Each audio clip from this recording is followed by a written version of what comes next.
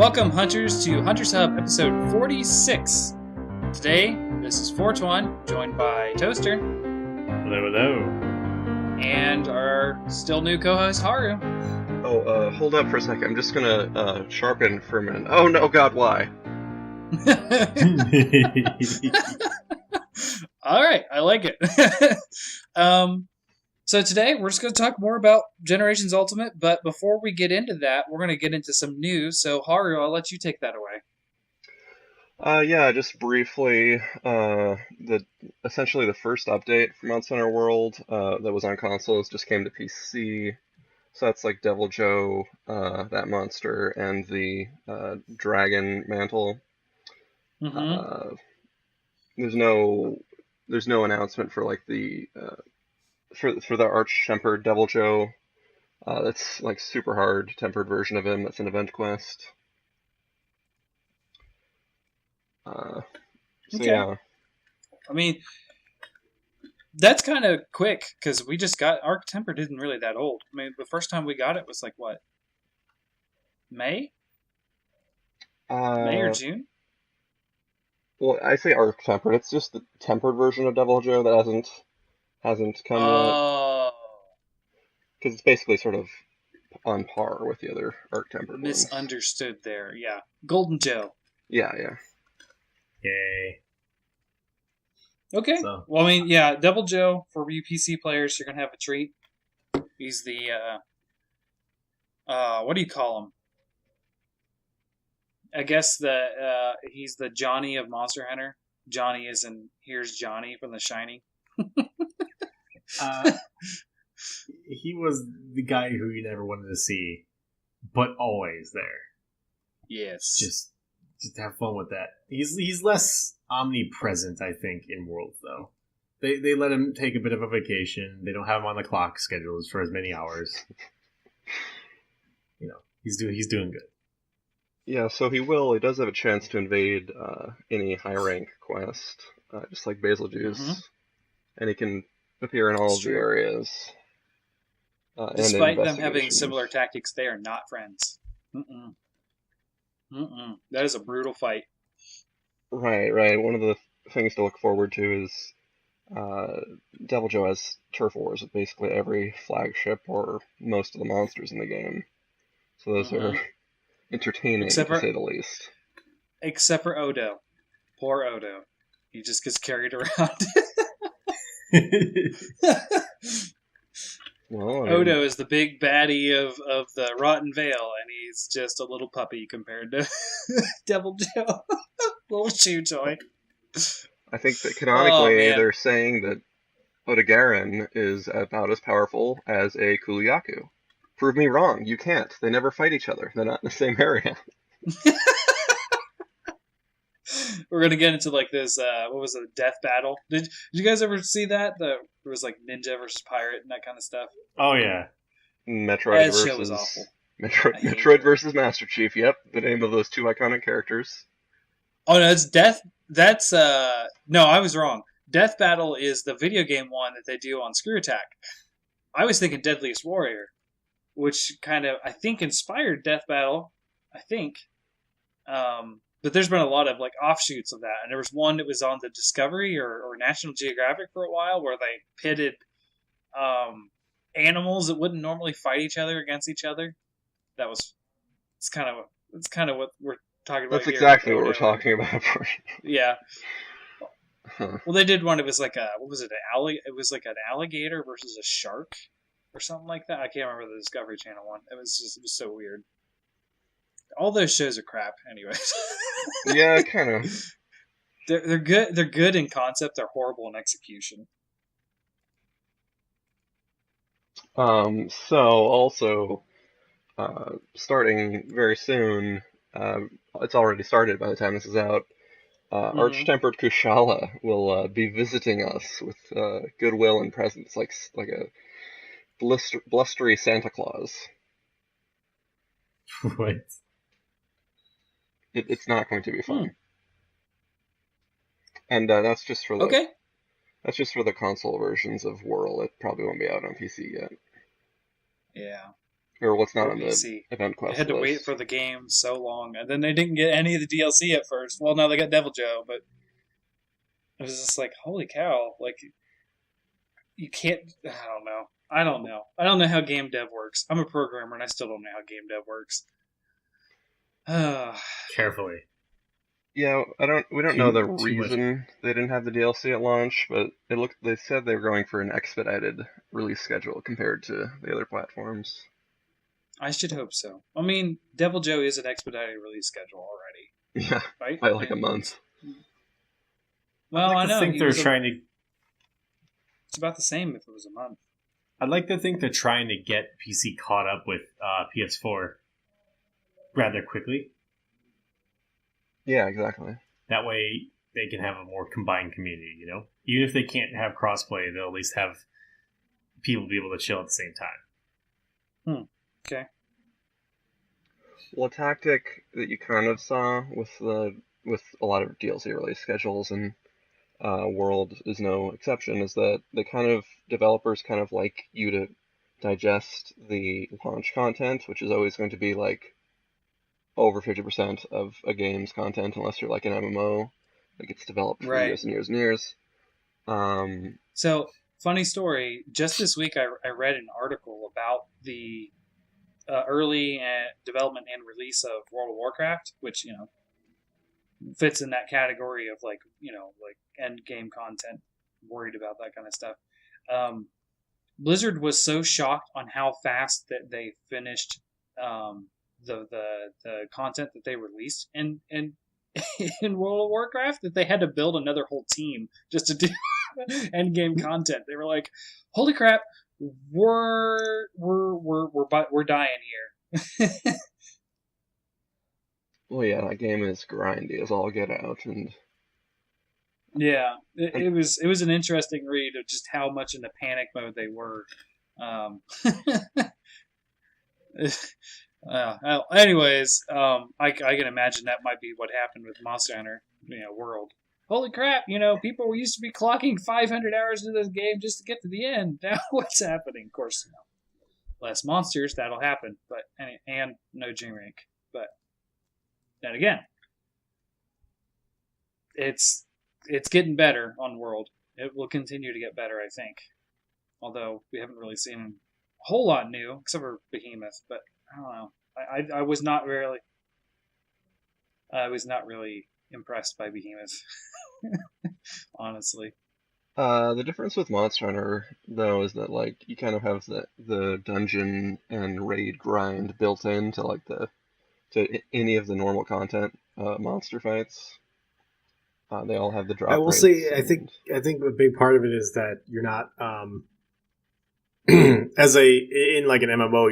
A lot of the grind is leveling up, and you getting a specific types of gear, like numbers of gear, versus you don't level up necessarily in Monster Hunter. You are improving your gear, but it's less. Oh, maybe this gear piece will drop, and more along the lines of I just have to do this and I'll get the pieces eventually.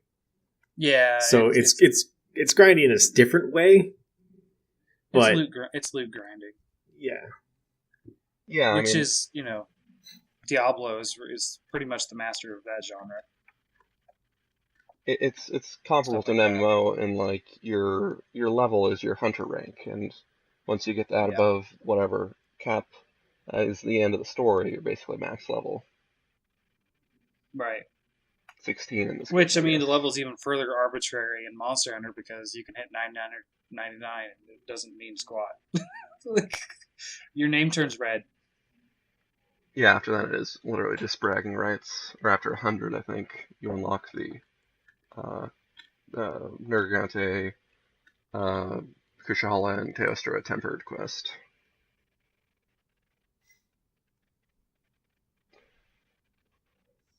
Yep. Very cool.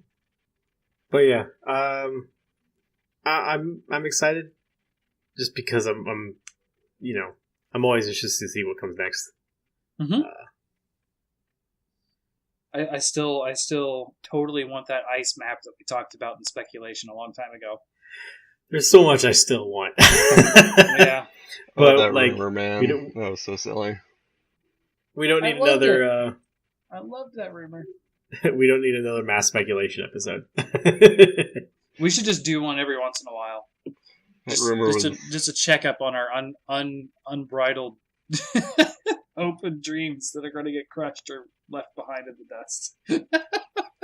that rumor was. Oh man! And this is going to happen at Sony's press conference, and Nintendo's going to announce this, and the DLC plan for later on this year is this, and one source knows all of this. Don't worry about it. We're gonna make our own Monster Hunter with blackjack and hookers. I love that Futurama reference. I love it. You only have to watch most of it. I didn't know you were one of the developers of Dauntless. I don't know. They don't have blackjack and Dauntless. It's kind of a shame.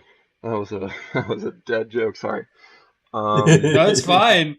I was just like, where's he going? I still don't like Dauntless that well.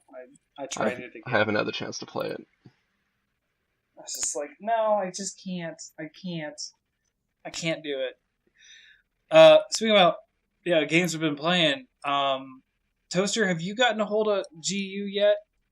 I have not. Unfortunately, I've been very busy. Trying to get some aspects of life straight and get organized. It's been a little difficult. It's fine.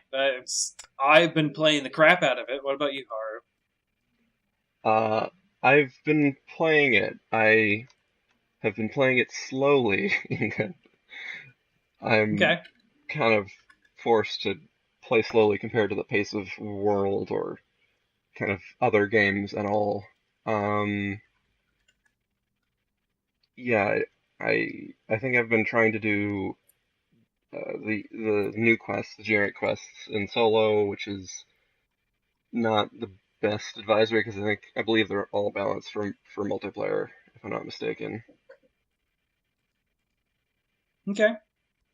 Well, yeah, it's hard to tell how they balance things. It used to be like, done deal. This is how it works. And now it's sort of changed between every game, and I just I can't keep up on, how the easiest way is to say, well, it's balanced for this many hunters, but even then, like it's whatever.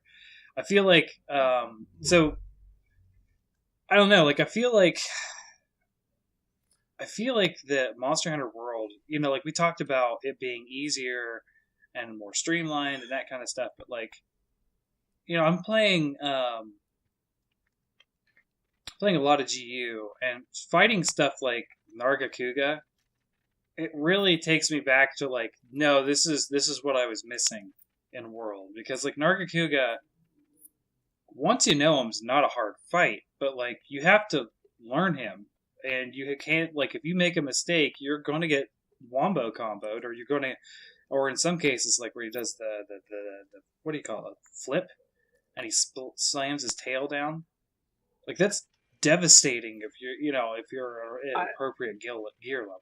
I did replay a little bit of Generations though, and fought the special Nargacuga. Oh, I forgot he was. I actually got caught off guard again by a monster, because generally I was doing fine even when encountering new monsters in Monster Hunter World. But going back to play something I'd played before, I was getting caught off guard again. And it's like, okay, I was missing a little bit of unexpectedness. I don't know. Right. And I don't want to bash on World because the monster designs are great. I love the ecology, that kind of thing. It's just like, it feels so much more forgiving. You know what I mean? I know, it's great. I think part of the issue is, for me, the old AI, while it was a little bit more robotic, in terms of his turning and stuff like that. Mm-hmm. As a result, they had a much shorter, what's the word I'm looking for? They had shorter pauses between moves.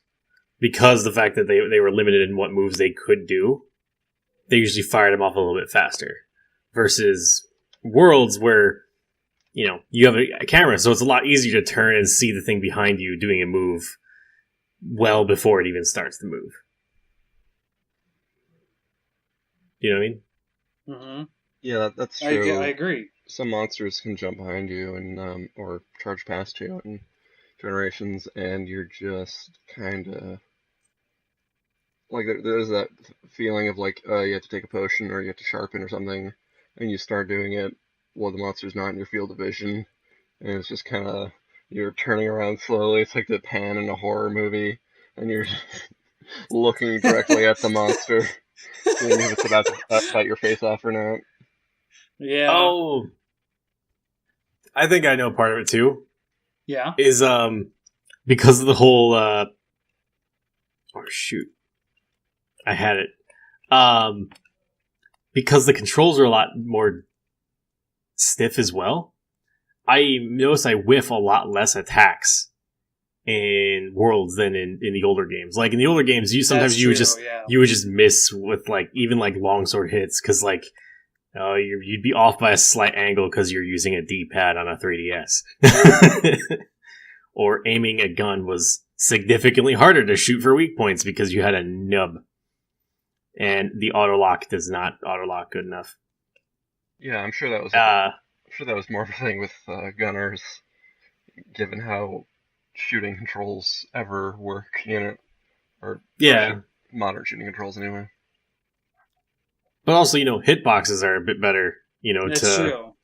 Hitboxes are better, so when you are hit, you feel a little bit more happy about it and less like, oh, that was bullshit. Because, well, yeah, you dodged it because you're supposed to dodge it. I haven't had a lot of that's a bunch of bull drum crap yet, but there's been times where just recently my brother and I today was his birthday, so I visited him and we basically just played Monster Hunter all day. That's all we did, and we decided to sort of send it off before I had to come home to do a red helm Arzuris. And if you guys aren't familiar or you're not far in Generations Ultimate yet enough to see these, basically the deviant red helm is the deviant of Arzuris, which is the super easy. I kind of like to call him Teddy Bear because he's such a freaking easy monster. Red helm is not an easy monster.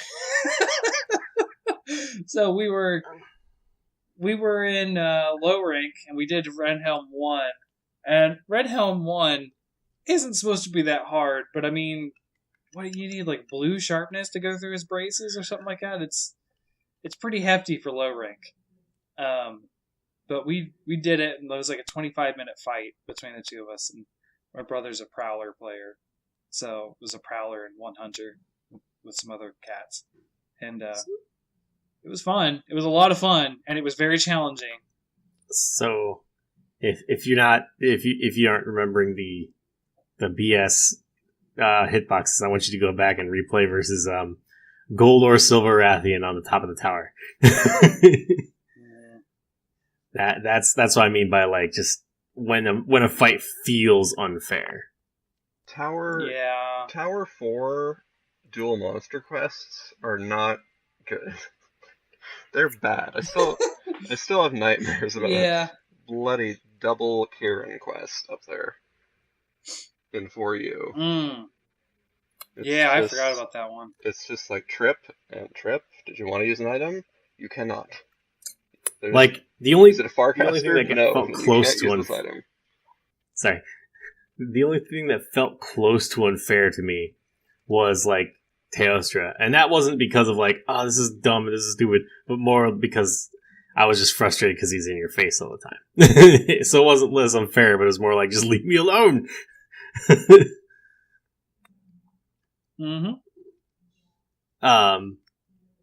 But yeah, this is then going back to like 4U and Generations and stuff, and every time I go back to those, it actually feels frustrating again. It's like, oh, okay, I remember why like Worlds changes now. Yeah. I mean, yeah, there's no denying that as far as like gameplay wise and the changes they made in World do make it better to play. There are actual gameplay changes that help the game. By no stretch is GU going to be more polished, I would say.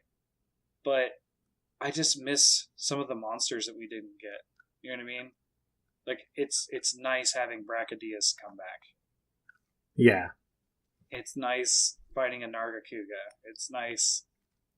We don't have any pseudo wyverns in the Monster Hunter world, and pseudo wyverns have been like a staple of the series since Freedom 2.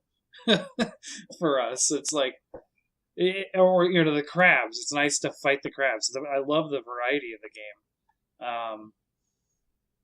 And fighting new stuff, newer stuff like Malfestio and that kind of stuff. Like it's fun. Although the confusion mechanic is confusing. They found one that would be even worse than bleeding. They innovated. It's true. Reversing your controls. That's rough. I still have a worse status action game.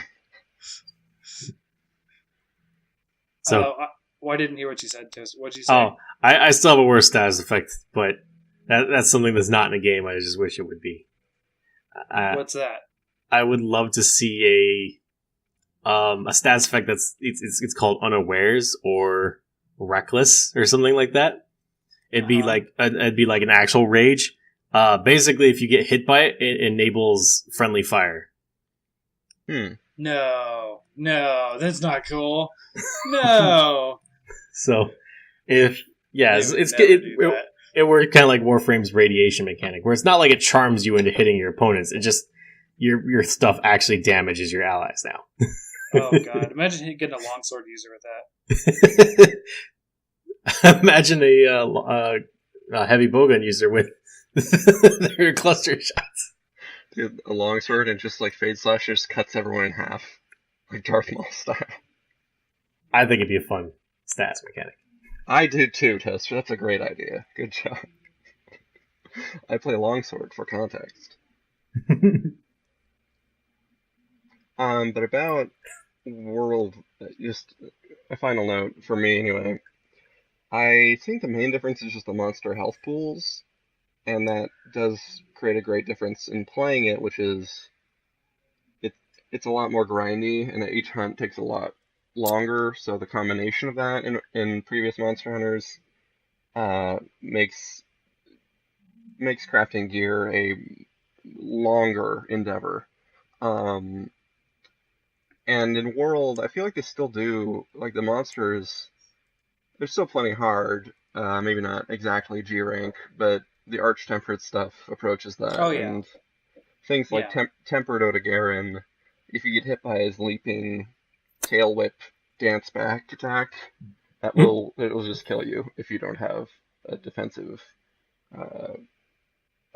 skill set. Right. So just a little bit of update of where I'm at in the game, because I kind of had to start over. I'm in 6-star village. I'm also halfway through HR2 online.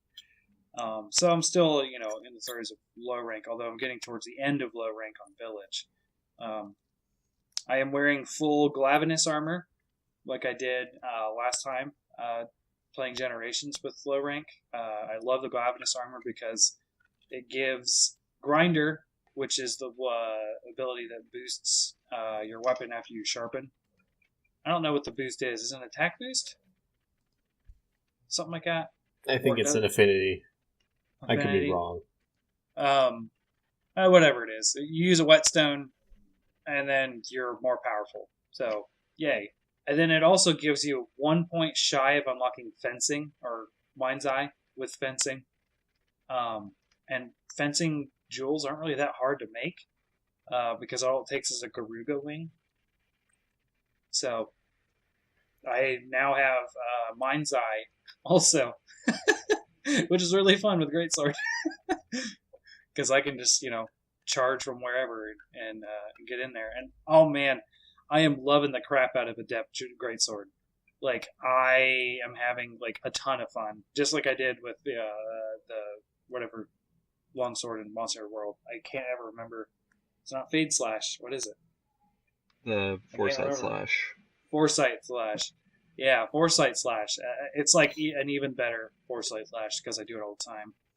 I don't know if you guys saw, but I put 3 clips on Twitter, pretty close together, of me doing adept greatsword things and just cutting off tails and just being awesome. It was a lot of fun. There's two of them so you'll see my gear progression with the different clips. The first one I'm in full kazoo, which is what I started playing in. That's where I left off on the 3DS. So I had full kazoo, and I'm farming Garuga, and I cut off Garuga's tail with it was the first one was me just not even looking at him. I'm just sort of looking ahead. He runs by, and I hit him with an adept through a level 3 charge. After you do the dodge, and then you do the upswing, and then you go into a charging upper downward chop, and that downward chop cuts off his tail.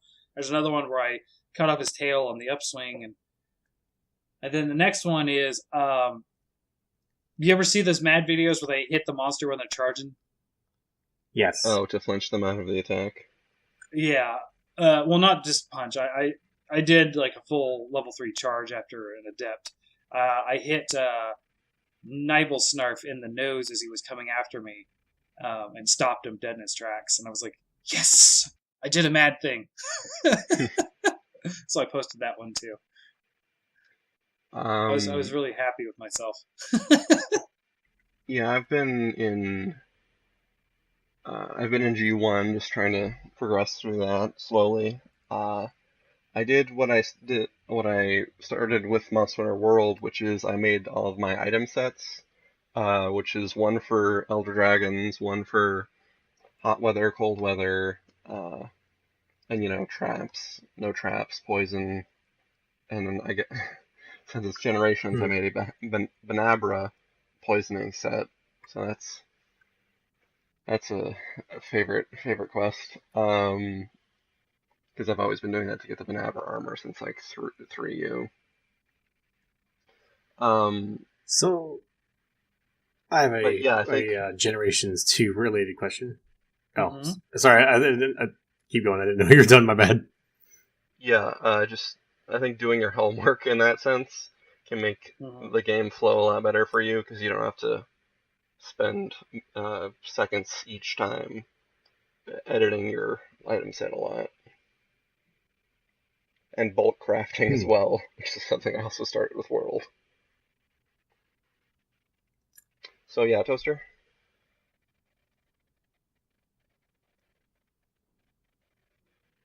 Yeah, there are a lot of people who are enjoying GU after coming out of World still. I've seen that sentiment. World is kind of like starter mode almost, it feels like, for some people. Because there's just so much content in GU. Of course, it has a lot more to build on too. It's going to have more content. Because they're pulling from all of Monster Hunter's history, until what was it, 2015, 2016 when that came out. Basically, Sans try. They pretend that game doesn't exist. What, try? Yeah, that was there's no Moga Village. There's no underwater monsters. No. They replaced it. I know they replaced it with portable thirds. They're like, this is obviously the 3rd gen one. See? Yeah, because it's the big in Japan one, and then they don't have. I think it was Mega Village from or Jumbo Village from Monster Hunter 2, and then they replaced it with Poke. Yes, Poke. The admittedly more striking icy one that draws better contrast to Kokoto.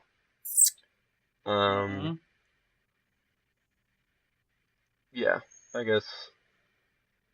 I feel weird saying Poke Village because I keep thinking of Pokemon. So, speaking of villages, yeah, kind of to continue addressing the fact that we're talking about Generations 2, which of the 4 villages is your favorite? Like, which one do you kind of voluntarily spend the most time in? There's only one that I don't spend a lot of time in, and that's the Monster Hunter 1 one. Kotaku Village. Yeah, I don't spend a lot of time in the 1st gen one. And it's nothing like layout. Even the music. It's just I don't know. I just don't. See, I like that one the best. It's nice, but it's not like. I mean, you get the hero sword from there. I like it because it's small. It's pretty self-contained, and Yeah. it's that in the forest kind of very low down, very cool and calm city that I like. Oh, I said I like it. I just don't spend a lot of time there. The one that, I mean, I like all four of them. I like the music the best in Poke because that's my favorite village theme. Um, I do get very annoyed with the foot bath quests, and Yeah, I don't know the name of that one, third gen one. Um, isn't that that Yugo? one, Yeah. yeah, Yukimo. I'm more upset because you can't go to the legit foot bath in Yukimo. It does Also, I seem said it sort right. of That was such a big outmoded. deal. This seems sort of Yeah, pointless. well, yeah. So what? Well, he's saying it's kind of pointless compared to the food stuff because But that's what the baths replaced in Portable Third was the food. well, they could have served us fondue while we're in the hot spring. It's The gross. ultimate. That's gross. It's like going to the hot springs in a Tales of game, and then staying in the hotel, and then doing the awkward Yeah. teenager fan service you see. But in a less gross way than that sounded. I think part of the reason I hated Burna Village is because it didn't feel like a village. It just felt like a menu screen because you only ever see the facilities built for you, the hunter. Like you don't see houses or. It doesn't seem like a legitimate village. It just seems like, oh, here's your place. All right. So, where were we? We were talking about villages in Monster Hunter, and That's which is your true. favorite? I don't really have a favorite. I just get annoyed with the foot baths, and I don't tend to be in the first one a lot. So I just go wherever the quests are, like wherever I last picked up talking to people. I just So go there. So I end up being in the fourth gen of the Burma or whatever you want, the Swedish village more so than anything because you have to be there for the Palico farm. So since we're going by which one you like, we'll do process of elimination then. You're left with Burma and Snowland, which I forget what Snowland was called. Okay, right? Poke, yeah. So, which between those two, we'll do the Tinder comparison. Which do you think looks prettier? Which one do you like better that way? Looks prettier? I would say Burma. Okay. So, do you like Burma more than Poke? I mean, there's more to Tinder because I've been on it. You can actually read their profile. All right. Well, still, like, which do you like better between those two? If you had to pick one, functionally, I like Burma better because the cat village and all that kind of stuff. Aesthetically, I like Burma better. But the thing is, I like Poke's music so much better. Not that Burma's music is bad. It's just it planks on those nostalgia chords. So I will say Poke did winter music without sounding like Christmas music, which is always a positive in my book. Yes. Well, yeah, you just have to make it sound more icy and cold. It's very hard. When you're there. Or I feel warm and cozy from the cold is what I feel like. I'm snuggled. I mean, in a like the blanket. sound. You have to make it an icy sound. Like sharp or. Sure. So what about you? What about you, Haru? What's your favorite four? Yeah, so I started in 3, being the Nintendo baby I am. So I don't really. I'm in kind of an odd place in that I've never been to any of the villages before Cross because, of course, the first 2 games I didn't play, first 2 generations I didn't play, and then Moga's not in it, and I don't care about Port Tanzania, and of course Lock Lock's not in it, so yeah, I just kind of, since the game every time you restart it, Generations defaults you to starting in Burma, got me doing it too. I just kind of go with that one. And I like the Hmm. just the details they put into it, like the little Doppler effect they have on the quest gal saying bye. She goes bye. Mm-hmm. That's a nice detail because they Yep. anticipate the player's going to just start sprinting away as soon as you get out of that dialogue box, and that's the effect it gives you, Yeah, which is nice, that's me. which is a clever little detail. Just.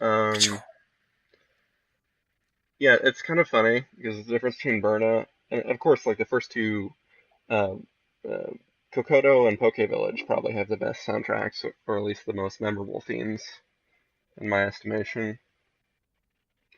It's just funny because Poke is like mostly white with a little bit of green, and then Burna is mostly green with a little bit of white. So they kind of had a similar scheme going on in those places in terms of environment. All right. Yeah, respectable. So, do you have any time to go back to the roots of the podcast? Do you have any hits and tricks for new hunters trying to get into Monster Hunter Generations? It's been a long time since we've talked about like, hey, here's how to hunt better. Here's what you think you could do to be a better hunter. That's true. We've not done that in a long time. I would say a lot of people get caught up on skills and that kind of stuff. Honestly, I say when you're just sort of going through low rank and even high rank, I would say pick an armor that you want it that has a decent enough value. Soup it up as much as you can with armor stones, and just sort of stick with very few armors up until you get to G rank, and then start worrying about mixed sets and all that kind of stuff because you're just kind of, most people are going to want to go through key quests and just sort of just get up to the end, right? Not me. I go through every completion. I complete every star before I move on to the next, but those are the best of my ability. Sometimes there's locked quests, but the just stick with an armor. Don't worry so much about fretting over getting every armor or that kind of stuff. Just find one you like and play through a whole tier. That's kind of how I do it. I didn't do it exactly like that. I started with Kazoo, and then I moved up to Garuga, and then moved up to Glavenus, but that was just me being me. So I would even say do make even less armor than I did. So I would say Okay. just stay organized. And if you're literally like a first time player, then probably like switch around a little bit to find a weapon, but stay in guild style because that's going to be the core gameplay of Monster Hunter. And Generations does something that will completely like haywire you because if you're switching between styles for one weapon, that changes the combos. Not only does it change the combos, but it subtracts certain moves and can add some moves. And not only does it act as add and subtract, it's even if you have some of the moves there, if you're in like striker style for per se, it'll change the button mapping of all the moves that are still there because it's quote unquote simplifying it, which is definitely complicating the matter. Yeah. At least if you ask me, because for longsword, if you go from guild to striker style, I believe that the fade slash is mapped to A instead of A plus X. Yeah. So your instincts are gonna have you whiffing and using the exact wrong move at the exact wrong time. If you're Yeah. going between things. I would say, yeah, definitely find a style you like and a weapon you like and try to stick to that if you're newer. It's not bad to sort of figure out what weapon you like, but like there's a whole next level of complication with styles in figuring out what you like. Because like you're saying, just between guild and striker and even aerial and I keep wanting to say Bushido. Adept. It's not Bushido. Adept. I'm the one I use Adept. Anyways, just those four are complicated enough. Now with Monster Hunter GU, we have Alchemy, and then we have Brave, which did they rename that? Yeah, I think it's Valor now. Is it Valor style. There's so now there's 6 ways to play every weapon. So 6 times 14 Well, plus that, one and for if you're doing a Palicos. bowgun, you'll have moves added and subtracted by default of that weapon. So it gets even more fun. Mm-hmm. Or bow with your shot That's types. honestly. Oh, yeah. That's honestly one of my biggest suggestions, by the way, is try everything out. Don't be afraid to experiment. Don't read or trust anybody who says X and Y Z is bad. Never Yeah. trust anybody for Monster Hunter that says XYZ weapon is bad. None of them are bad. They're all balanced.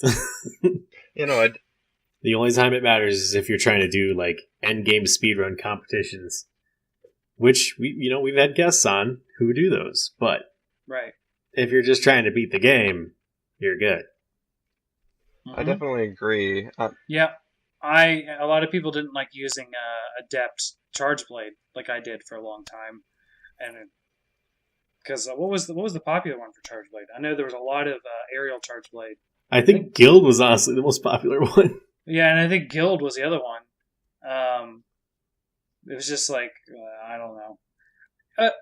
Now let me ask you this: which one of the weapons has? It's either Charge Blade or Switch Axe. It has a spinning move. That's the Charge Blade. The buzzsaw. Did you guys see that clip on Reddit? That was insane. Yeah, the buzzsaw. Yeah. Holy cow! It is amazing looking.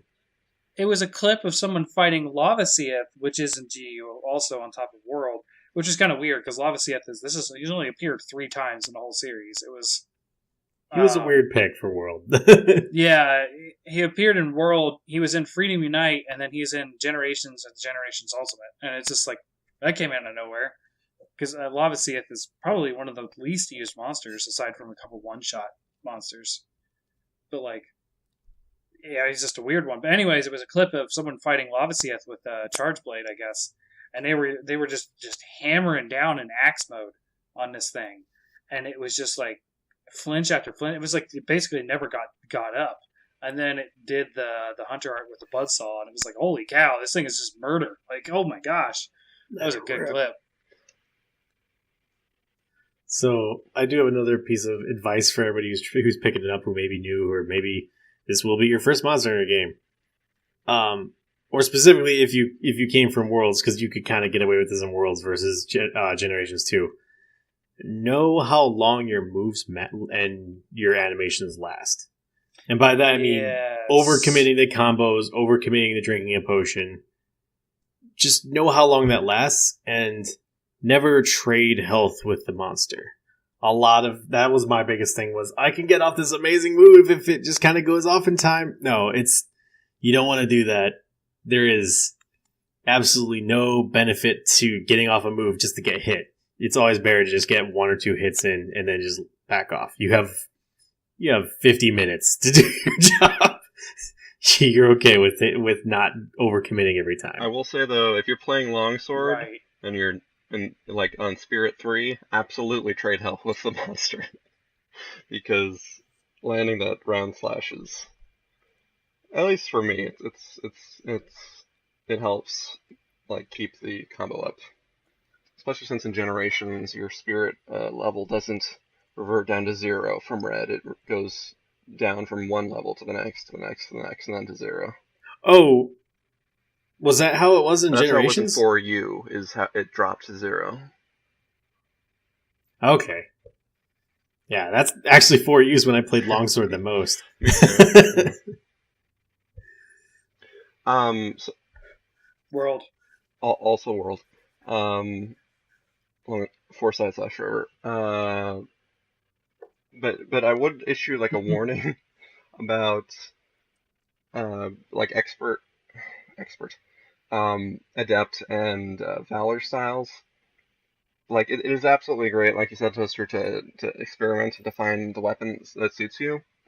But if you're going into styles, I think those are the most punishing styles to get into because not only are you straining for this like extra bar on certain weapons that might be like a second or third bar that you're managing.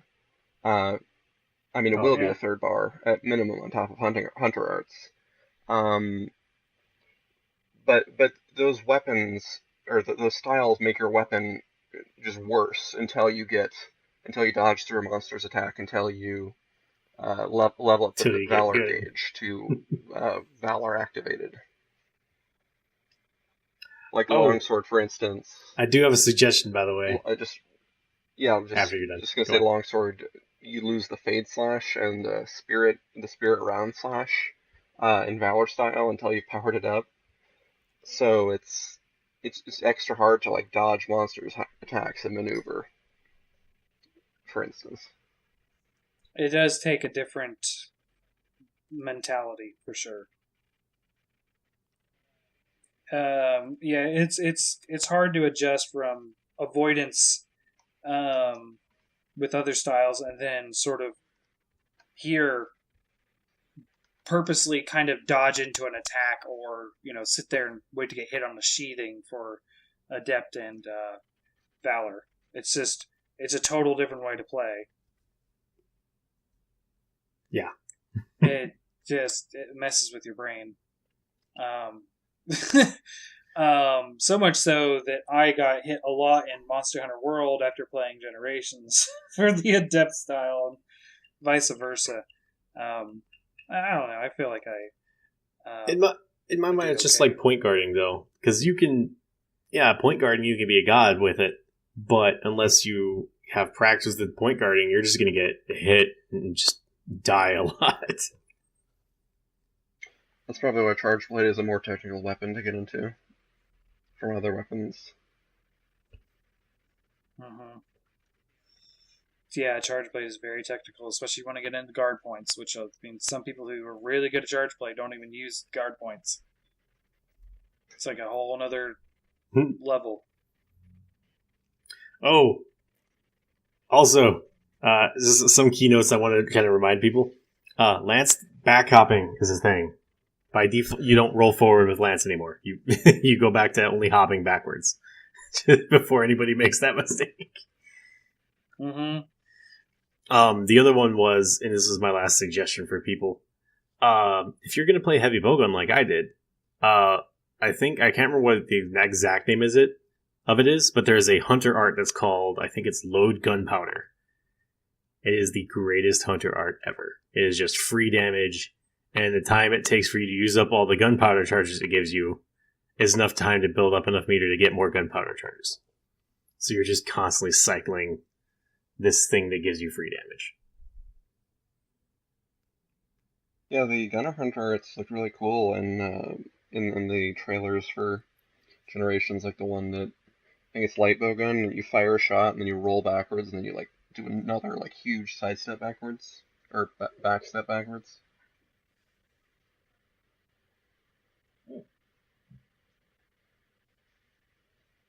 Oh yeah, is that a separate art? I thought that was just an improved gunpowder evade, like from the first Oh, was that the generations. gunpowder evade? You know, it's definitely from Generations One. Oh, okay. I thought you were talking about a brand new one when you were like talking about a second one. I was like, what? I just didn't recognize it by name. I just like, There ooh, are some that's that fancy new ones cool though. gun art.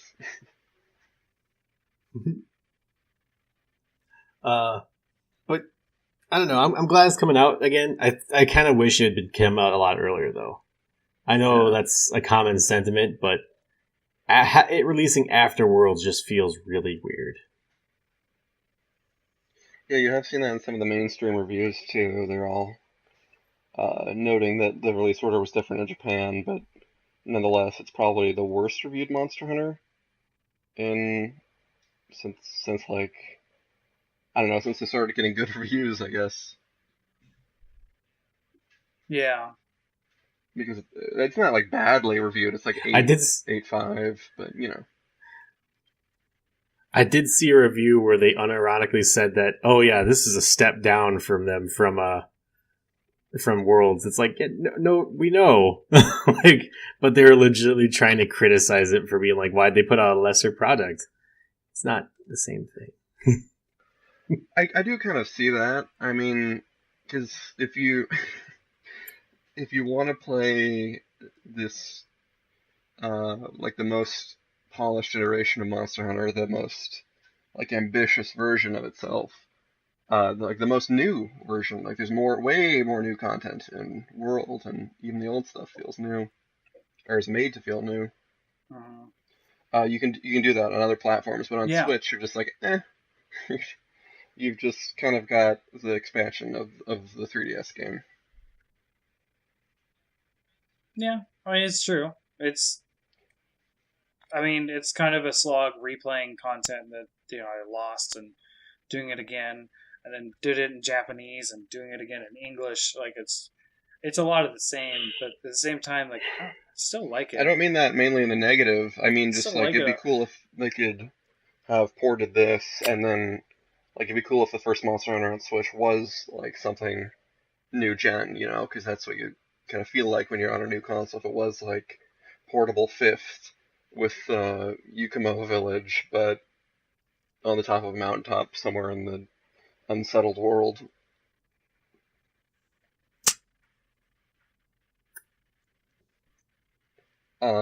Yeah, because presumably the next Monster Hunter game will be the side teams game, since the last game they released was in 2017, and they ported that game, which is uh, Generation Switch.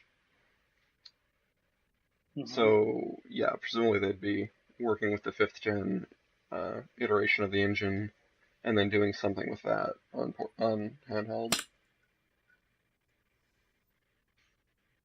Okay, That's all speculation. it's yeah. Sorry, I Nah. don't have a lot to say on that one. Then we all know the next Monster Hunter game is going to be a Mario Party style board game. Hmm. I'm not against that. I was gonna say Mario Kart, and I got really disappointed. I can't. Oh Monster goodness. Kart would be silly. I don't know how you would It'd even be, work that, but it'd be I like the mean, Flintstones cars. let's.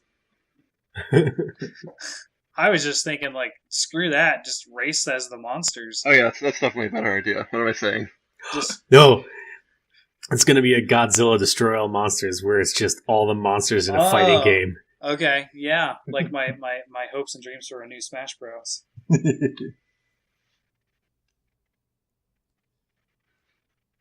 That's mostly just because I want to see Brachydios punch a Rajang in the face. Yeah, that But would be bizarre. Wasn't there some weird mode in Monster Hunter 2 where you could do like PvP, where you're like a hunter monster team, sort of like stories? what? I'd never. Did you I ever don't play know. the original? I never got to play Okay, two. because I saw some I know there strange I saw wasn't some stories. strange tweet about obscure tweet about it from band like Icarus on Twitter, or band Dino, but yeah, no, I don't know. It hasn't been Hmm. uh, localized. And I think PlayStation 2s are But actually region locked, so you I have to get a Japanese PS2 just to play an imported copy of Monster Hunter 2. Yes, they are. That was a big deal because I remember being so disappointed that Monster Hunter 2 wasn't coming to the U.S. and I was following it so closely. Um, and that's what sort of re-spurred my drive to play the original Monster Hunter was the anticipation of two. Right. So that's where I came back to Monster Hunter after I think I only had about maybe 200-300 hours into the game, and that's where it boosted up to thousands of hours. um, because it's all I had for a long time. It wasn't so I started playing Monster Hunter in high school, and it wasn't until college that Freedom 2 came out for me. So there was a long spell of me just playing Monster Hunter 1, and then it's kind of been pseudo more often. especially recently. It's almost been yearly now with a new Monster Hunter game. Sometimes bi-yearly, like this year. 2 new Monster Hunter games this year. Well, kind of new. I wouldn't call Double Cross exactly new, but Well, or GU because it was. I guess it Double depends Cross. if you want to go for Eastern or Western release dates. Mm-hmm. Well, kind of rambly today, but I think that was a good discussion on just a lot of comparisons of Monster Hunter World and GU still. I think that's going to be theme of the day until we get some serious news, which might be coming. Who knows?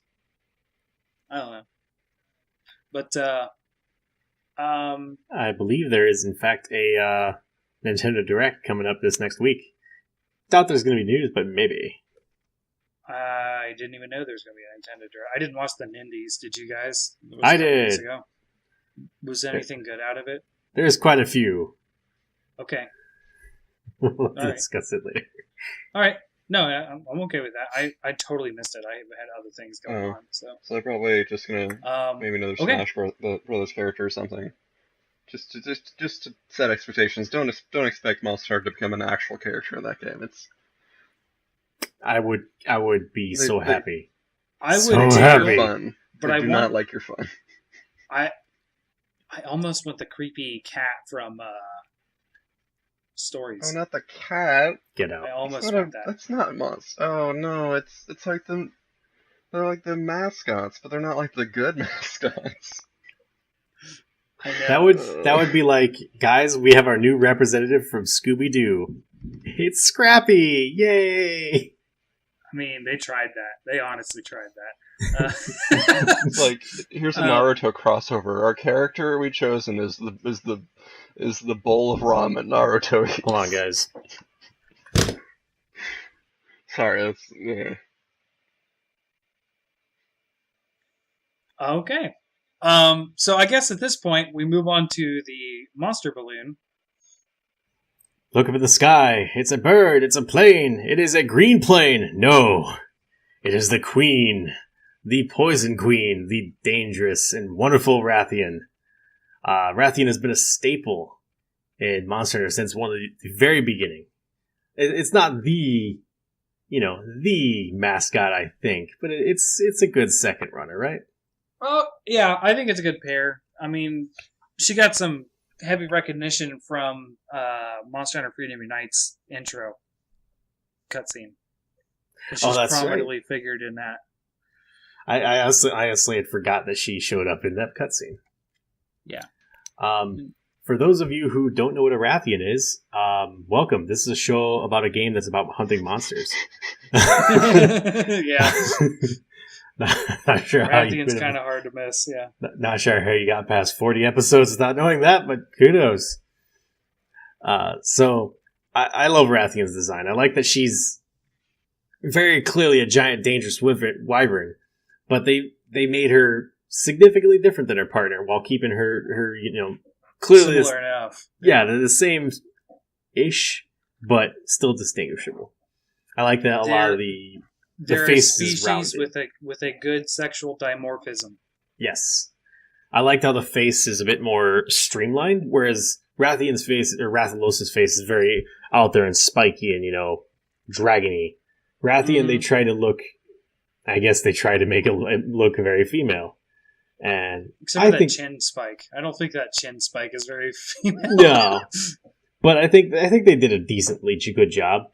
Because they made it look a lot more streamlined, a lot more rounded. Can I say that? Is that like a good way? Kind of like a nurse shark versus like a great white. Sure. Well, in nature, the sexual dimorphism is often counter to like human cultural sexual dimorphism, or in like fashion, like because in Western culture, that's women right. Yeah, dress more colorfully, and men kind of dress browns and blacks and down to earth. But of course, true, birds, it's the opposite. But if you've ever seen birds, it makes sense because Rathalos is red, and that's true. It's not camouflage whatsoever, but green Rathian, that's pseudo camouflage, especially when she's in the jungle. So yeah, and she's usually a more down to earth, Like, she doesn't fly nearly as much. She's very chill on the Literally ground level. there. I mean, that's why Rathalos is the king of the sky, not Rathian. She's called the Queen of the Earth, I think. That's her title. That's one of her titles, I think. So, But yeah, I like her kit a lot. As frustrating and as much as I hate it so much, I hate this monster. But I think it's well designed because it forces you to learn how to use items. It forces you to like pay attention to what the monster's doing. Like if it jumps up in the air right in front of you and you're right in front of the monster, maybe don't be there. Just there's a tail coming with your name on it. A tail that has very good poison. I think which also, by the way, this is one of the monsters that teaches you, because I think generally you encounter them early on, it teaches you, cut the tail and it might actually help you. Yeah. She stops doing that attack. Some games it didn't, because you could... Some games it does, some games she still does it and you can hit by the phantom tail that you cut off. So that's fun. That's not good. We call it getting stub slapped, my brother and I. Stub slapped. That was just plain confusing at that point. Ugh. That sounds slightly offensive. Oh boy. What can I say? I'm slightly offensive. But she uses fire and poison. It's a very generic dragon, I think. Wyvern. Wyvern, that's right. Sorry. Can I just say for a sec? I'm gonna get fired for this. Can I just say for a sec? I think the tail whip attack. like we pay anybody. I make 6 figures from this. Don't tell anybody. Rathian's tail whip is just like one. All right, editing that out. She's weakest to dragon and thunder, which I think it's interesting that they have all the very stereotypical wyvern-y, dragon-y things be weakest to dragon. Pokemon does that same thing where dragons are only weak to dragons. I think it's because they just kind of... I personally think it's because they don't know what to do with the element. But it also might be trying to keep it as this mysterious element that you don't know why it's so good. Well, even though the armor's always crap, the bugs always have dragon resistance. Oh yeah, that's right. Yeah. Sorry. I just like to think of it trying to step on a beetle and it's not doing a good job. The mighty dragon can defeat anything but the stag beetle. What? I wasn't able to find a Monster Hunter that the Rathian has not appeared in. So I think it's in everyone. All of them. Eat your heart out, Diablo. She also appears in... It also appears in most every habitat. Yeah, it's in a lot. The only thing it doesn't really like is snow, I noticed. Like, it's pretty much anywhere that's not cold. Not cold. Variants will show up in volcanic regions, but the green Rathian normally won't. Rathalos they usually share the forest environment, or like the plains environment, depending. Yep. But Rathian... the default level 1 environment. Yeah, Rathian is usually forest, I think swamp and desert, and Rathalos is forest, and it appears at the end of the game again in Volcano. I do like that Rathian is also like home of some of the more infamous Monster Hunter moves that people tend to rage a lot about. The first being that backflip. That backflip hurts so bad. Throws you so far, knocks you down for so long. I love that attack. And if you're not paying attention, it'll get you. It's like the most iconic animation, I think, probably in like the first Monster Hunter in the first generation. Because I think it's more iconic in a weird way than anything Rathalos has, even though he's the presumptive flagship. It's also very cinematic of an attack. Yeah. Well, yeah, totally. That's why it's great. It's yeah. like it's not something you're expecting a monster to do when it's planted on the ground. And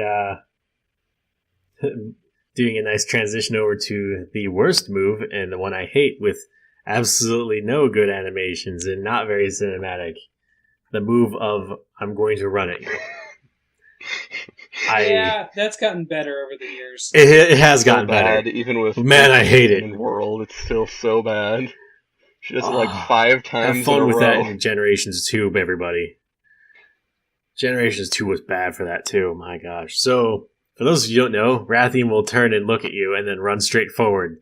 And then just sort of fall a little And then- bit. And then she will turn and look at you, and then run straight forward. And she does it 3 times. She in a sort row. of. I want to point out, if you're just standing up like, you would during a hunt, try to get up quickly, the Rathian has timed her runs exactly so that the second you're up in ready to be hit again is when she does her next run.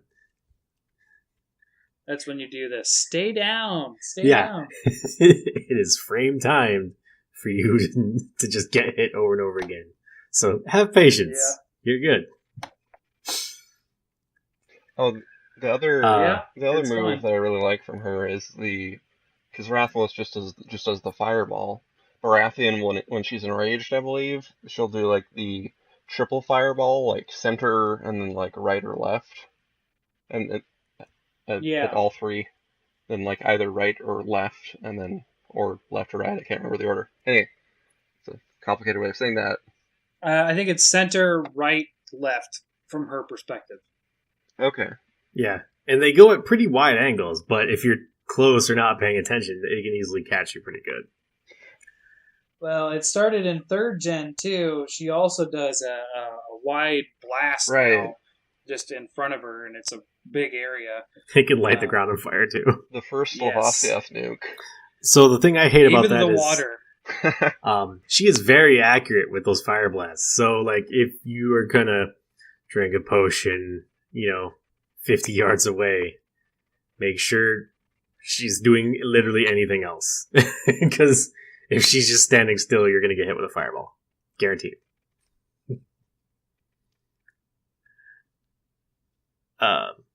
Which, by the way, quick fun reminder, because we were talking about Generations 2, you can't move while drinking a potion anymore. Have fun with that. Yep. Our awesome host Haru had mentioned variations, which there are plenty of. There's actually a total of 6 variations on Rathian. Some of them are not that some of them are not that different, so I'm gonna go a little bit quicker with them. The first and foremost, for those who played Worlds will know this, the Pink Rathian. It is a Rathian that is, together class, pink. That's right. Yeah. It's very similar in terms of it's just, it's a Rathian that's pink, and like a lot of the variations where it's color change, it's faster. It's faster, it's more aggressive. Mm-hmm. I believe Pink Rathian stays on the ground a little bit more versus the next subspecies. Yeah, she's still very ground oriented, but she does have the side tail drag. That's her big difference. Is that when she does the flip, it actually drags off to her right side or left. I can't. Oh yeah, so if you dodge to left or right, you can get biffed by it still because she moves it instead of straight Now forward. that move always looks to me like a gyroscope of death. Can anyone explain the hitbox in that? Because I just it's very tilted. It's like a circle to me. It's like very a circle tilted. of death. The hitbox is wherever it's most inconvenient for you. Yes, of course. Thank you, Sensei. Makes as much sense as any other explanation, honestly. So her next one that very likes to fly and very likes to backflip and fire and everything is the Gold Rathian. This one hasn't made it to Worlds yet, and I'm kind of sad. Are you? Yeah. Okay. I want to hear the lamentations of hunters. Taroth ate her like a whale swallowing an orca, which doesn't happen. All right, so we're gonna try. We're gonna try this one. She's basically a pink Rathian, right? Except that she's gold. She's pink. Well, she's pink Rathian in the fact that she has the same movesets and same mentality. But instead of their head being a weak point, it's the wings. They're also not weak to dragon anymore. Deal with that. They're weak to water, right? Yeah. It's water. It's water. Yeah. They're still weak to lightning, but water. And I think they're just more aggressive and they bounce you a ton more. Yeah. They're also bigger. Just they're bigger. I've only fought them across the tower. I didn't know they can actually appear in the swamps and misty peaks too, but I generally have only fought them on the tower where I just hate life. They were in the tower in 4U, I know that. This must be Generations Ultimate that they were in there. Might have been like an event quest or something that they don't normally appear in. Maybe. Yeah, that's a possibility. Moving on to the next one that was introduced in Generations. Lucky you all. This is the current Rathian if you want to play it. So previous Rathians have been focused more on their tail flips and their fire. Dread Queen Rathian, which is the next one, kind of ditches the fire a little bit. She still tactically does fire, but she doubled down hard on the poison aspect. Talk about sexual dimorphism. So Generations... Yes. Generations got a new type of poison debuff called Noxious and Deadly Poison. Actually, I think Noxious always existed, but Deadly Poison is the new version. So... Poison does does damage over time. Noxious Poison, I think, does twice the amount of damage over time and lasts longer. Deadly Poison, I believe, goes until you die. Or drink an antidote. Yeah, and which is the suggested course, in case you're wondering. Because you will die very quickly. They didn't want people to just heal through the debuff. Some people, yeah. So one thing that she does is I don't think we mentioned this attack. She'll like go up in the air and then kind of like do the Rathalos kind of lock on claws dive thing. But with their claws and their tail at the same time, where they just kind of dive bomb trying to hit somebody from on high. She like scorpion stings you? Yeah. Oh, man. Brutal.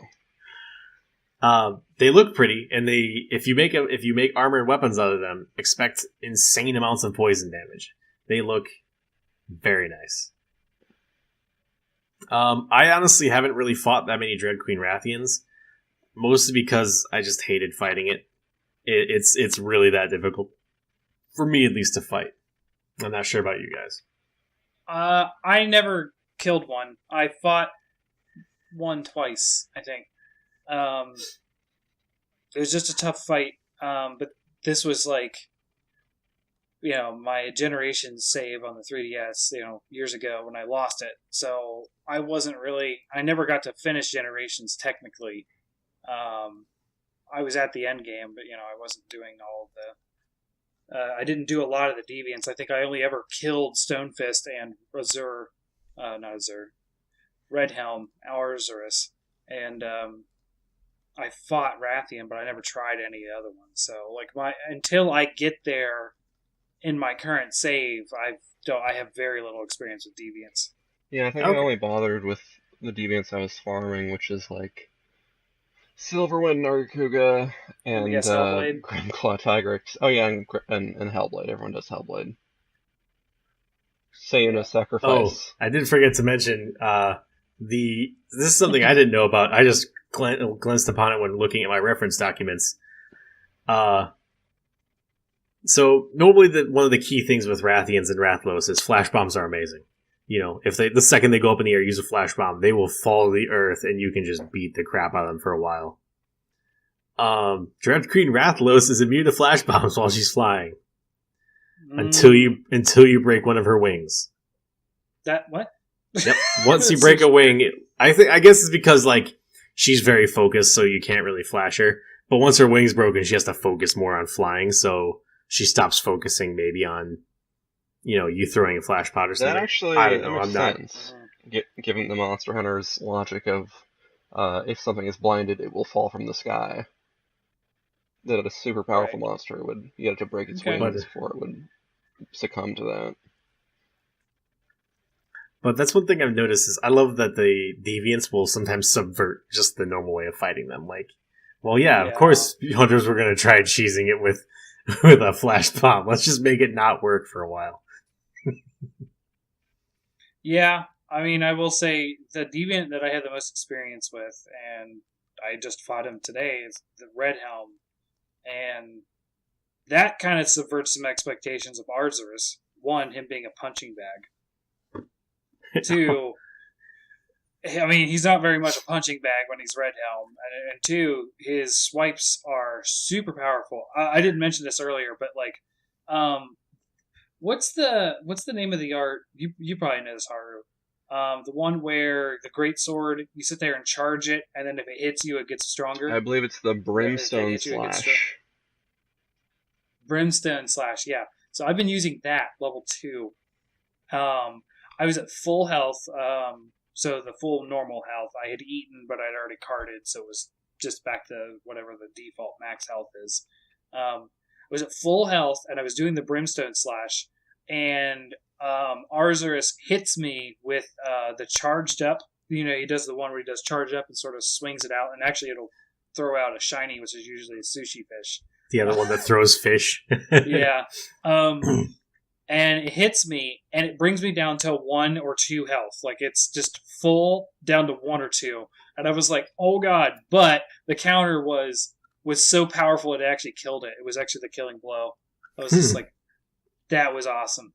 I did not clip that one, though. It hit you with like a Pike's Place Market fish? It just threw a fish at you?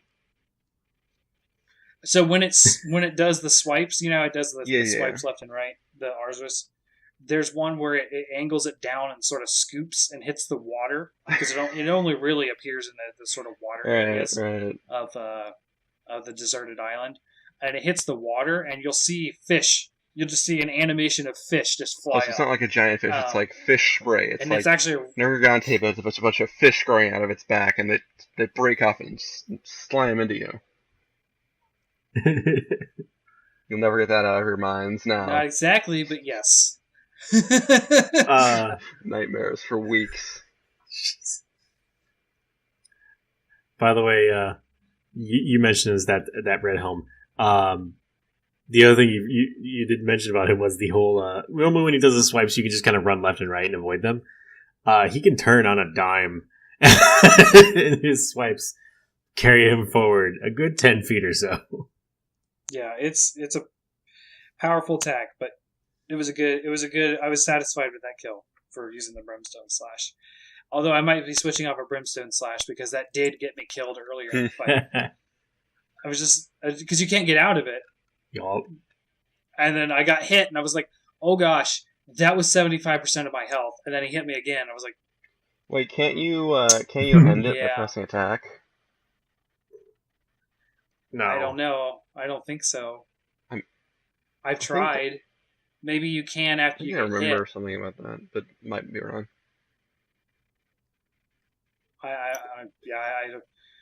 I'm using it. Trust me, after I got hit, I was definitely panicking because I was like, "Oh no, it's not done, and he's going to swing again." So yeah. Well, guys, I think that's a good place to leave off. Unless you had more to say about there's more deviants. You're right. There are more deviants. Yes. So I have two quick mentions. Unfortunately, these are in the wonderful world of Frontier. Actually, these ones aren't from Frontier.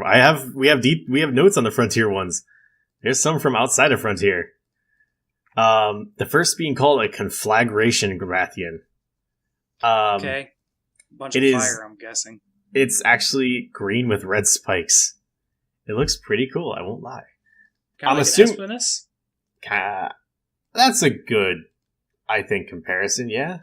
The problem being there's not any documentation on this, because, man, there's no documentation on anything for Monster Hunter online. I have looked. I've been trying to do my homework. It is not well done. Oh, wow, that is like an Espinus. That is definitely like an Espinus. Espinus, in case you don't know, is one of the first like Frontier exclusive monsters. It's called the Wyvern of the Roses. It's dark green with red thorns, so it looks like a rose. And that's kind of what this looks like. The only notes we have are like biological fun, flavor text ones, but nothing that helps you fight it. Okay. There's also another one that comes from the wonderful world of Monster Hunter Explorer for those who somehow get that working on their phone. It's called the Scorching Heat Rathian, and it is a Rathian that someone set on fire. I'm gonna be honest. It looks like it's in pain more than it looks like it's using the fire. Oh my gosh. Oh my gosh. One would assume this uses a lot of fire It's like- attacks. Someone. Wow. It's like a Rathian who plays. I mean, this thing. It's like a Rathian who plays a lot of Halo, and then they get the gosh. Flaming Skull armor mod, and wear that Yeah. all of the time. I was thinking someone took a poor Rathian, poured kerosene on her, lit a match, and run. Like. That's what happens when you wyvern fire a sleeping Rathian in the face. It's like the scene from the Terminator where the person's like holding onto the chain link fence. Yeah. that so overused GIF. She's just flying through the air, and then suddenly it's jeez. this change comes across the screen, and she turns into a cooked Thanksgiving dinner. Or like a very burnt Thanksgiving dinner, You hear really. in the background a light. You hear in the background the little voice go, Yes. tasty. Good memeing. I do not know about you. I wouldn't eat a Rathian. That seems like a great way to get food poisoning and maybe just die. I mean, ever since the first one, Rathian tail's been a delicacy. It was part of the best food buff in Monster Hunter 1 was Rathian tail. Maybe it's like that fugu fish where like, yeah, you can technically eat it, but like if you cook it wrong, you die. yeah. It's giant, and the poison is look- all stored in the spines. So like, don't eat the spiky parts. I think Luckily, that's a good model for just life practice. Don't Yeah. eat the spiky parts. Die. Internal bleeding. luckily, we do have some deviants though from Fortuan's Dreams, the world of Frontier. They're all the hardcore variants. Unfortunately, it's nothing like a Zenith variant of a Rathian. That comes later. But the first one's just the hardcore Rathian. It is a Rathian that has purple on its spikes. It doesn't get too much more. It was one of the earlier versions, so it didn't get all the crazy stuff like Farcaster Breath or anything like that. Yeah. However, now when it does its tailspin, it also chucks rocks and boulders across at you. So its tailspin also has a ranged element to it now, too. It sounds Nice. like the Devil Joe hardcore version or something that you were talking about. Because we hate you, Gunners. Or, sorry, Diablos. Sounds like the Frontier version of Diablos that's extra hard. Oh, yeah. We also have a hardcore pink Rathian. It is... I'd say it's significantly pinker. I don't know if that's a good description. Like, it's just... It definitely looks pinker. 100% pink. I would love to see a hot pink, like the hot pink that comes from the missing textures in any Source game. But no, not that pink. Mary Kay pink. So it has bigger fireballs. Like, you know how Pink Rathian double down on the fireballs a little bit? Yeah. The hardcore version can make when its fireballs hit a surface, the explosion is larger than the Rathian. Oh gosh. Because that makes So sense. it's a behemoth, basically. Also, yeah. Also, whenever it does its tail swing thing, it doesn't actually swing its body around like it used to. Normally, whenever it does its tail swing, it's basically like it's just turning around. Now it just kind of flicks its tail around and just poisons anything behind it. A new one I like. There's a G rank version of hardcore Pink Rathian because just add more affixes onto a monster. Why not? It'll actually lift a boulder. I'm reading this verbatim, by the way. Attack which lifts a large boulder from the ground, then destroys it with its talons, sending chunks of rock in multiple directions. That sounds... Isn't that like a Tigrex attack?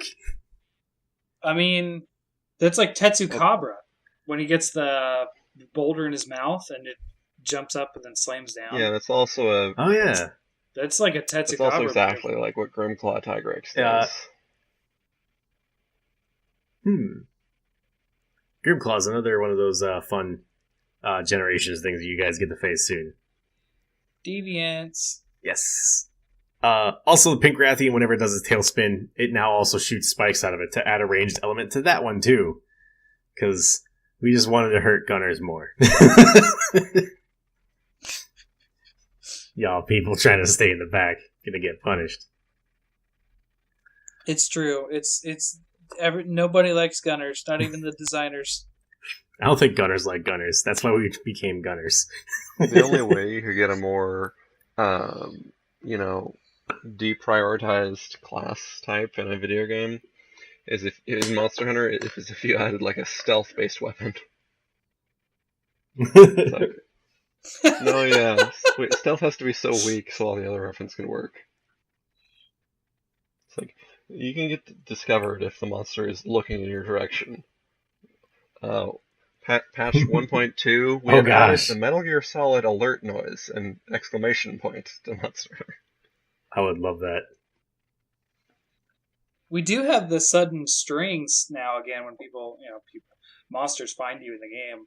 That came back. The dun. Oh yeah, because now it's actually needed because they kind of wander instead of just kind of, walking through zones. Right. There is a hardcore gold Rathian, and despite all the cool stuff Pink Rathian got, gold Rathian got a larger. It got a bigger chin spike. And, oh gosh! And it's got bright blue eyes and gold wings. That's it. They don't have any notes on like if it's a tax change or anything. I'm going to assume they don't, because every other hardcore variant we've ever seen has like detailed descriptions of how this will ruin your day. But for Gold Rathian, it just pointed out, it has a different color eyes and more spikes. Great, cool. Overall, I like Rathian. As much as I hate hunting this monster, like I really, really hate hunting Rathians. They're supposed to be easy. I die to them all the time. Like even now in high rank gear, I will die to a Rathian because I just overcommit to something, or just get I'm the same way. Abused into a corner. Rathian, for whatever reason, and it's his mistakes or whatever, Rathian is the monster that kills me the most. But I think I would learn. A little bit of a teaser. Next episode, we're going to go over the counterpoint to Rathian and the final monster in the Monster Balloon series and the flagship of Monster Hunter. And I'm looking forward to talking with you guys about that. The Pookie. Yes. She's the counterpart to Rathian right, because Rathian has to eat something to keep walking. Yep. And it's Poogie. So thank you guys for joining me today. Again, fun episode. So thank you, Hunters, for listening. This is Fortuan at Hunters Hub Pod on Twitter. And we will see you guys next quest. And on that quest, where will you be, Haru? I'm at Akane's Dead Gran on Twitter. I've finally changed my Twitter description, but I'm still just retweeting things, so no original content to be found at the moment. And Toaster, where will you be? You can find me on the Twitterverse at Toasty Smiles, and you can find me out in the wilds trying to tame and ride a large red dragon, and probably in the hospital ward with severe burns afterwards. We'll see. Gasp, no, but he was so young. Red dragon, huh? Yes. Oh, sorry. Not a red dragon. Man, I'm going to get fired so hard. I was going to say, are we doing a D&D crossover? Oh, that'd be amazing. Next week. Red dragons. Oh yeah, you mean like... I mean, we already had the black... We can't though, because the black dragon, they call it Fatalis, and the black dragon, D&D is not a Fatalis. Red dragon, you mean like Shadow Limiter? That red dragon? Must be what you mean, right?